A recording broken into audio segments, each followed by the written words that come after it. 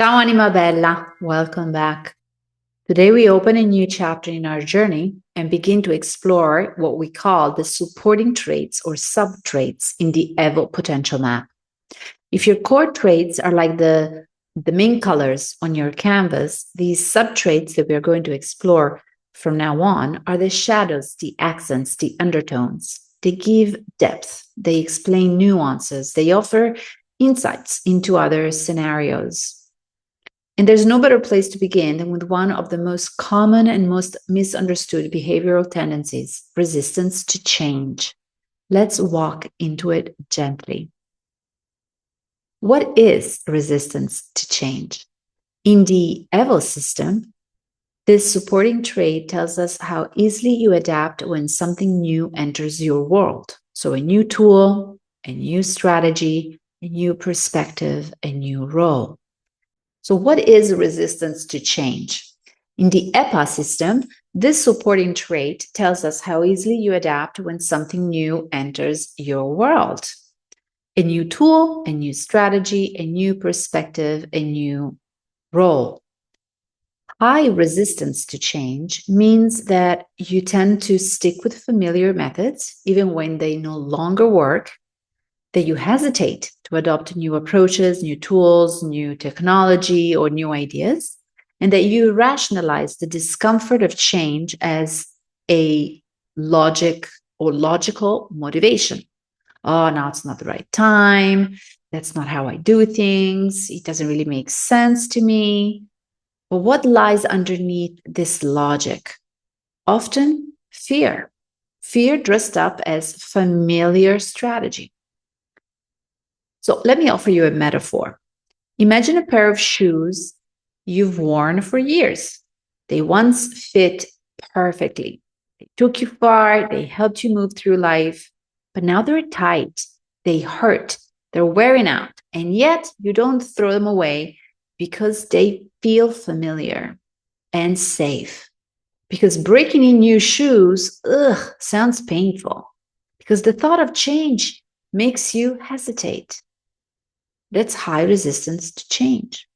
You rather stay with what's no longer working or bringing you the results that you wish and desire, rather than face the discomfort of starting fresh, jumping into this new unknown.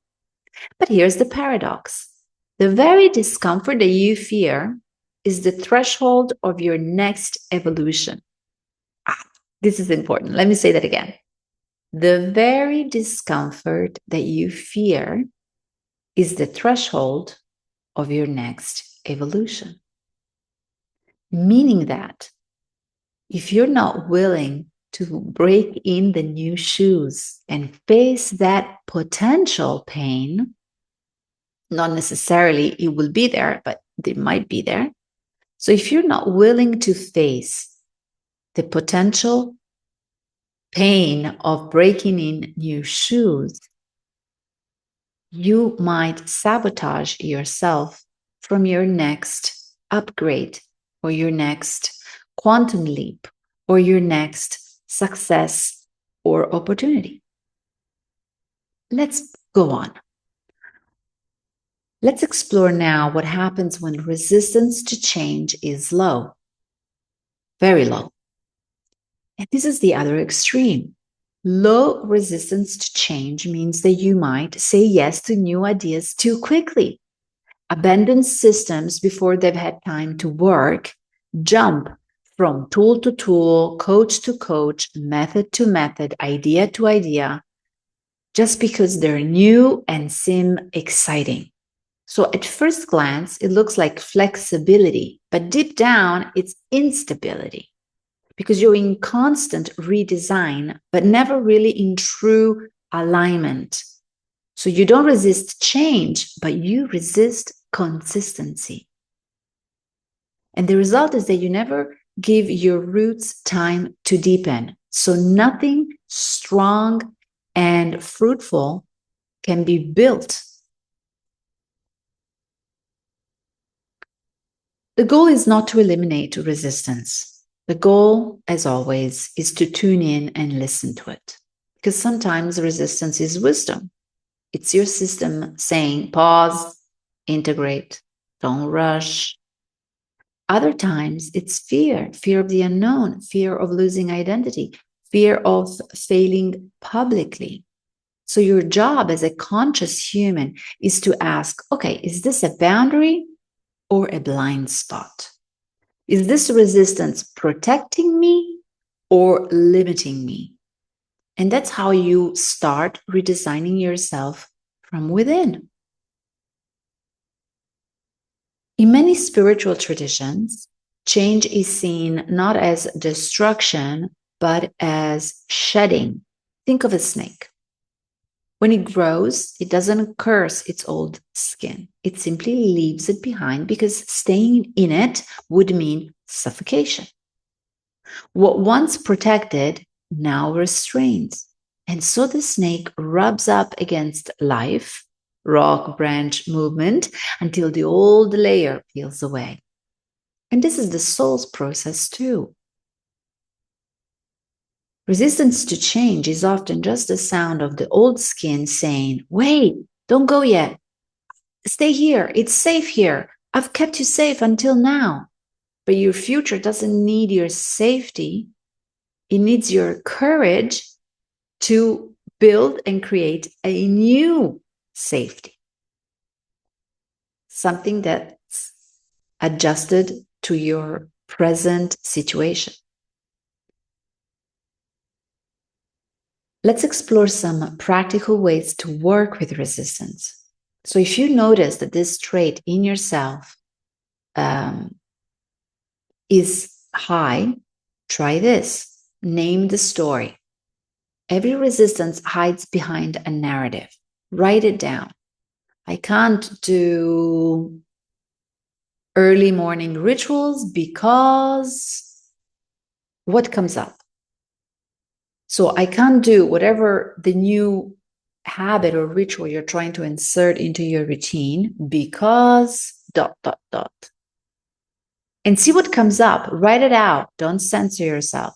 And then look at the sentence and ask yourself, is this true? Is this 100% true for me right now? And who taught me this? Where have I heard this? Where have I picked this up from? Where have I inherited this? So investigate. Then start with one micro change. Before you change your life, change your day, one small habit, one new conversation, one little upgrade in your system. So if you want to go from introverted to extroverted, for example, you want to start doing some things differently and in a new way. Okay, what is one small thing that you can start doing every day consistently? Testing your introvertedness, expanding into extrovertedness through a relationship with change. Or you can revisit a decision that you've been avoiding. So think of something that you've been postponing or that you have been avoiding to take a stand on, and ask yourself, what would my future self, so your self 2.0, would want me to do here? It has, when your future self vision is not clear, sometimes my clients are helped by imagining and channeling someone that they truly admire and have high esteem for and high regard for. So what would this particular person do in this case? So you channel, because when we look up to some people, it's because they reflect some qualities that we don't yet have, but some qualities we already have. We are connected to that which we admire. So if you are not clear on your vision of yourself 2.0, do the same thing. Revisit a decision that you've been avoiding by channeling the energy of someone that is already there and that you admire and have high esteem for.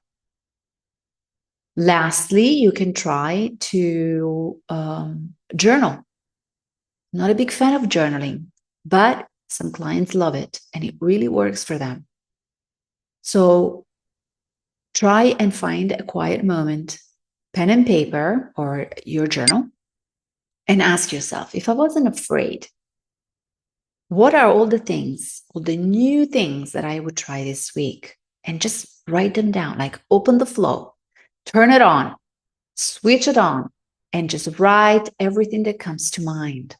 Those are all the things that if you are able to move through your resistance to change, might actually bring you to your future self. Because change isn't the enemy. But unconscious resistance is a thief. The thief of time, of joy, of opportunity, is a thief that robs you of who you want to become.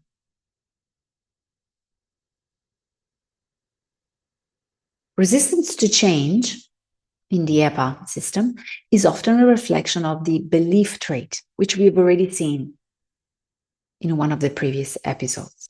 If your beliefs are rigid, so you are very, you hold on to your logic and your logic reasoning and justifications very tightly, then resistance will run your behavior. Even if a little voice inside of you, if your heart, if your soul, they want you to grow. So remember that every design can be redesigned and you get to choose how. So let me know what resonated most with you about this particular subtrait and what you would like to explore further or understand better. And we'll do that together. Draw me a like, a follow. It really helps me and I'm very grateful. And until next time, ti abbraccio forte. Ciao.